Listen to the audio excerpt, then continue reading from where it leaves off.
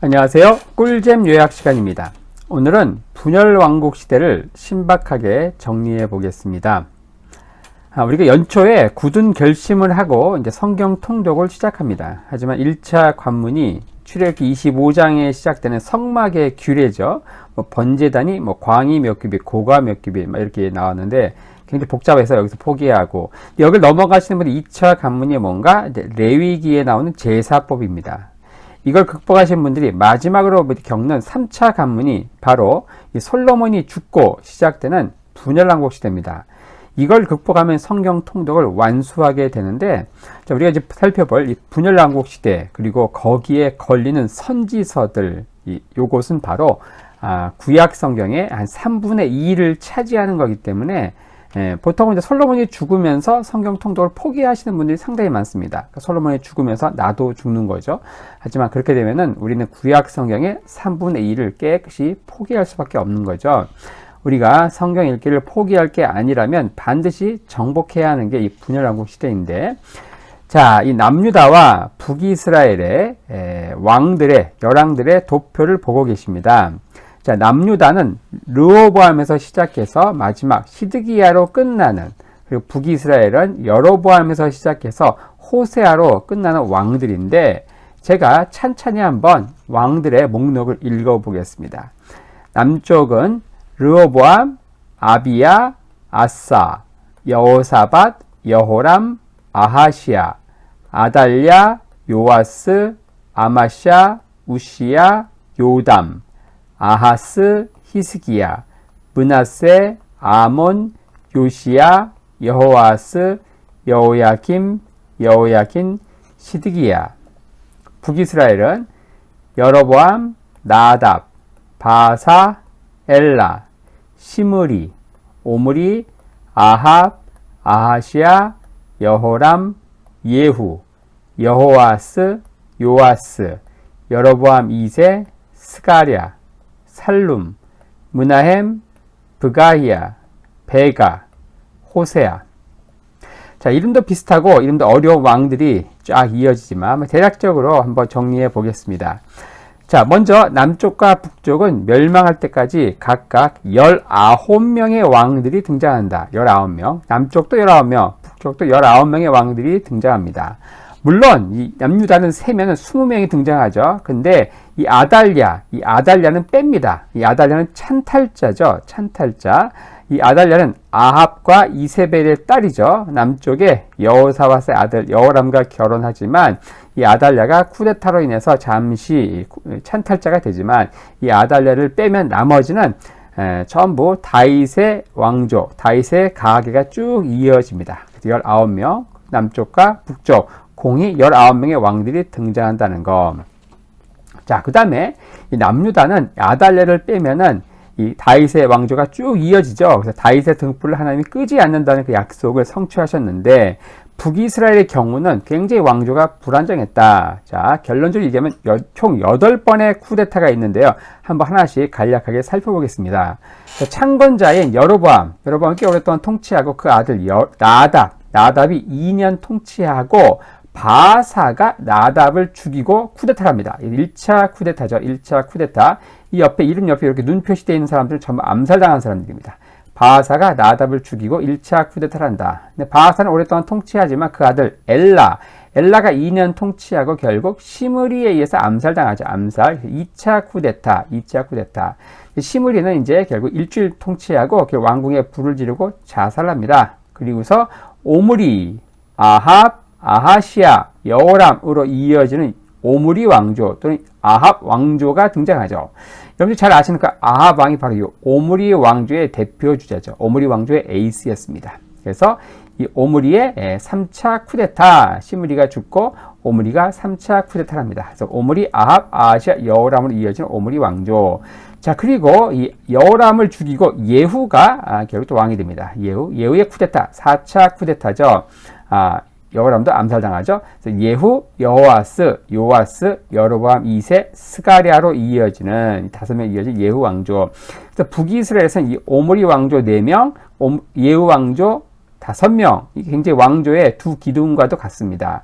그리고 이 마지막 왕인 스가랴가 6개월 만에 결국 암살당합니다. 살룸에 의해서 암살당하죠. 그래서 5차 쿠데타.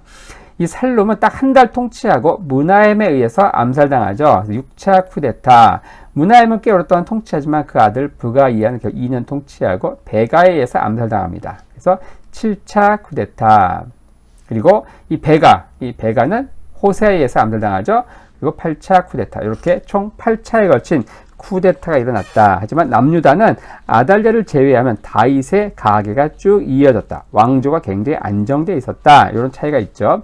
자, 그 다음에 남유다의 경우 히스기야, 요시야 왕을 비롯해서 8명의 왕이 나름 다윗의 길을 쫓아갔다라고 하면서 8명의 왕들이 하나님께 칭찬을 받습니다. 하지만 북이스라엘은 한 명의 칭찬받는 한 명도 없죠. 전부 하나님께 정죄를 받습니다. 어떻게 정죄를 받는가? 초대 왕인 여로보암, 그래서 느밧의 아들 여로보암의 길을 쫓아갔다. 이렇게 하면 정죄로 끝나는 겁니다. 그래서 이 여로보암이 어떤 길을 갔습니까? 바로 베델과 단에 금송아지 우상을 만들고 배도의 길로 국가를 이끌었죠. 그래서 북이스라엘 11명 왕은 전부 하나님께 정죄를 받았다. 그 정죄의 그 판결문이 뭐였는가?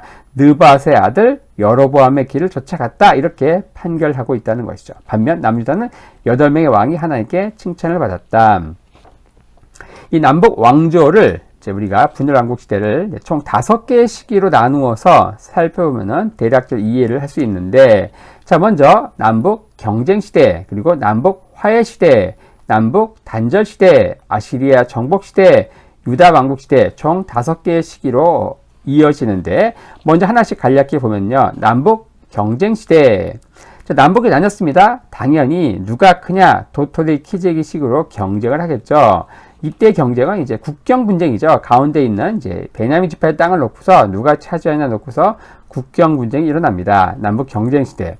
자, 그 다음에 이어지는 게 뭔가? 남북 화해 시대입니다. 남북 화해 시대.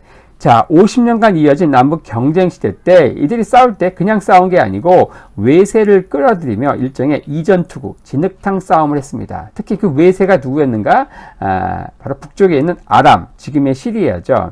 이 아람은 이 다윗 때 이스라엘의 조공을 바쳤던 속국이었습니다. 하지만 솔로몬 통치 말기에 간신히 독립을 했죠. 하지만 솔로몬이 죽고 나서 50년간 이어진 남북 경쟁 시대 때 이 아람은 때로는 북이스라엘에 붙었다가 또 때로는 남유다에 붙었다, 간에 붙었다, 쓸개에 붙었다 하면서 실리를 챙기면서 굉장히 강국으로 부상을 합니다. 결국 남북이 공동 대처하지 않으면 안 될 정도로 굉장히 강대해졌죠. 그래서 결국 남북은 화해 시대로 넘어갈 수밖에 없었는데, 이 남북 화해 시대의 왕들이 누구냐? 바로 여호사밧, 여호람, 아하시야. 그리고 북쪽은 시므리, 오므리, 아합, 아하시야, 여호람으로 이어지는 시기인데, 자, 이때는 말로만 화해한 게 아니고 남북이 일종의 결혼 동맹을 합니다. 결혼 동맹.